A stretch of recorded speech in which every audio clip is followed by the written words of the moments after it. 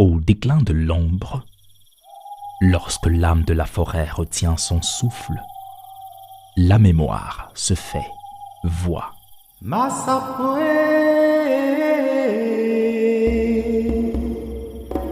Masapo,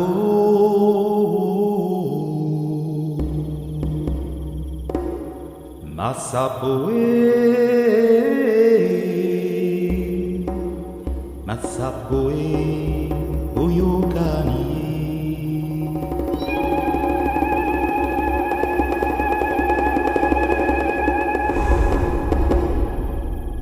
Salut et bienvenue dans ce nouvel épisode de Masapo, le podcast qui vous guide au cœur sacré de l'Afrique ancestrale, bien au-delà du voile du temps, là où chaque mot est un souffle d'esprit et chaque récit un pont entre les murmures des ancêtres et la lueur du feu rituel.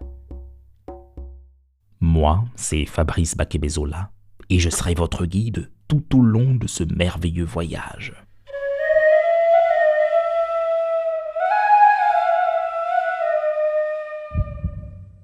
En proverbe Maasai dit « Nous ne sommes pas riches de ce que nous possédons, mais de ce que nous pouvons donner. »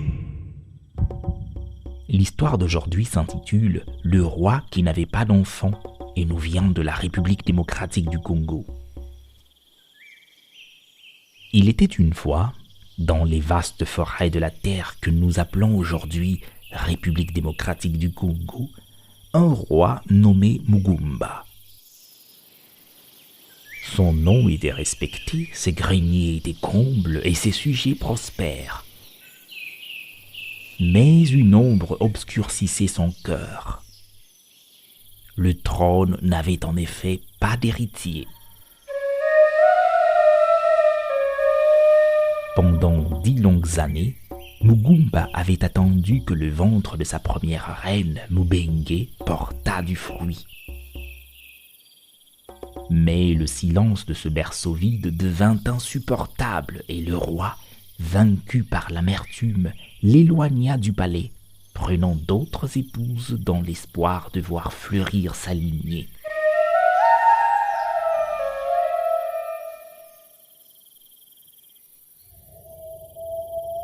Les années passèrent comme des nuages poussés par le vent, mais le destin semblait sourd aux prières du souverain.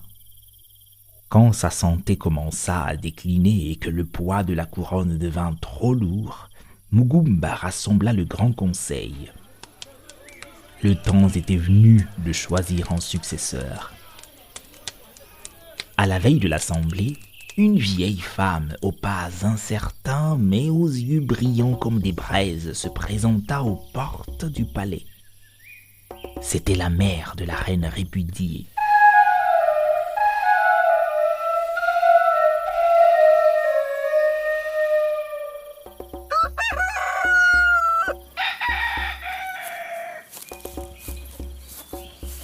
Ô grand roi, ne te laisse pas vaincre par l'obscurité. Ta femme, Mubenge, est sur le point de te donner un fils. Retire ta colère et rappelle-la à tes côtés, car elle est toujours restée ta seule et vraie épouse. Mugumba, suspendu entre le doute et l'espoir, demanda « Pourquoi ce secret est-il resté caché sous le sable pendant tout ce temps? Que Mubenge revienne immédiatement au palais. » Mais la vieille leva une main sévère. « Il existe une loi ancienne, ô roi. Tant que la vie qu'elle porte en son sein n'est pas venue à la lumière, Mubenge ne peut demeurer sous le même toit que des femmes sans progéniture. La jalousie serait pour elle un poison mortel, ô roi. »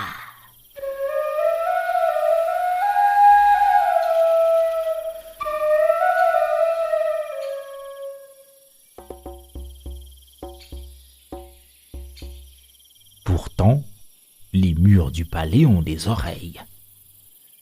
Derrière une porte, les deux autres épouses avaient écouté chaque mot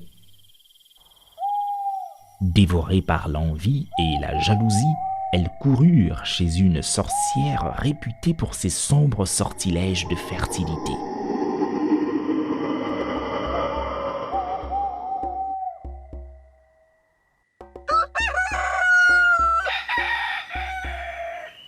Le lendemain matin, alors que le roi annonçait avec joie le retour de Mubengue, une stupeur plus grande encore frappa le village. Les deux autres épouses montraient elles aussi les signes d'une grossesse soudaine. L'interdiction de la vieille mère n'avait plus de raison d'être. Peu de temps après, les cris des 3 nouveau-nés remplirent les chambres royales. 3 fils, nés presque au même instant. Un nouveau doute, atroce et subtil, tourmentait désormais Mugumba. Lequel des 3 était le véritable héritier? Quel sang était pur et lequel était le fruit d'une magie noire?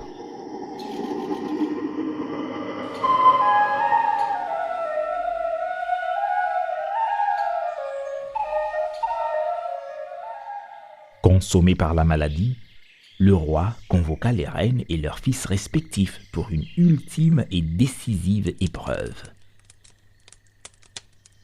Le royaume appartiendra à celui dont la mère saura me rapporter la gemme d'Ibondo. L'Ibondo était un palmier légendaire, caché au cœur battant de la jungle, défendu par des esprits et des pièges que seuls les justes pouvaient surmonter. La deuxième épouse partit la première. Après 3 jours de marche, sous une chaleur étouffante, elle croisa une vieille femme couverte de plaies qui gémissait. « Ma fille, j'ai soif, j'ai faim, aide-moi. » La femme la chassa avec dédain. « Je n'ai pas de temps pour une vieille mendiante, mais dis-moi plutôt où se trouve l'Ibondo et disparaît. » La vieille indiqua tout de même une direction d'un doigt tremblant. La femme trouva la gemme, mais sur son chemin de retour, aveuglée par l'orgueil et par la soif, elle but l'eau d'une source enchantée. À cet instant, la gemme s'évanouit sous ses doigts comme de la fumée. Le même destin toucha la 3e épouse. Son arrogance l'empêcha d'aider les souffrants et sa gemme fondit au soleil dès qu'elle tenta de se désaltérer en chemin. Enfin, ce fut le tour de Mubengue. En route, elle rencontra la même vieille femme souffrante et, sans hésiter, partagea avec elle son pain et son eau. Plus loin, elle trouva un vieil homme mutilé et le porta sur ses épaules jusqu'à sa cabane. Cet homme, soudain, se transforma. Devant elle apparut le maître de la forêt, le gardien de secrets. Femme au cœur pur, ta bonté t'a guidé jusqu'ici. Prends la gemme, mais souviens-toi, pour qu'elle parvienne intacte au roi, tu ne devras boire aucune goutte d'eau pendant tout le voyage de retour. Seul le sacrifice préserve le miracle. Mubengue marcha pendant des jours, les lèvres gercées par le soleil et la gorge en feu, mais elle ne céda pas. Elle arriva devant Mugumba et déposa la gemme étincelante entre ses mains. Ce jour-là, le royaume s'habilla de lumière. Mubengue fut rétablie sur le trône comme unique reine et son fils fut proclamé héritier légitime. On perdit toute trace des autres épouses et de leurs enfants. On raconte qu'ils s'évanouirent comme la brume du matin, car ce qui naît de la tromperie ne peut résister à la vérité. Depuis lors, les sages du Congo racontent cette histoire pour rappeler que la vraie noblesse ne s'hérite pas seulement par le sang, mais se cultive dans le cœur. Car l'eau la plus douce n'est pas celle de la source, mais celle de la miséricorde.